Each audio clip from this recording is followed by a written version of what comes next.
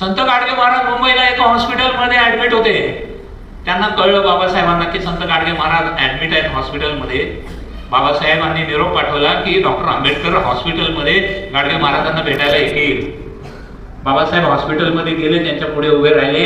त्यावेळेला आजारी असताना ते उठून उभे राहिले आणि डॉक्टर बाबासाहेब आंबेडकरांच्या पुढे म्हणाले, बाप्पा एवढे मोठे शिकेल सौरेल तुम्ही आणि माझ्यासारख्या 5वी शिकलेल्या माणसाच्या भेटीला तुम्ही येता.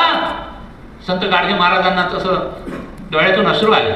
बाबासाहेब म्हणाले, गाडगे महाराज रडू नका, तुम्हाला अजून खूप काम करायचं आहे. ते म्हणाले, महाकाळाचं काम आहे हो साहेब, तुमचं एवढं मोठं काम आहे की या देशाला राज्यघटना तुम्ही लिहिली, या देशासाठी तुम्ही या गोरगरिबांसाठी न्यायासाठी तुम्ही यांचा कैवारी, तुम्ही यांना न्याय देणारे बाबासाहेब, तुम्हाला खूप काम आहे.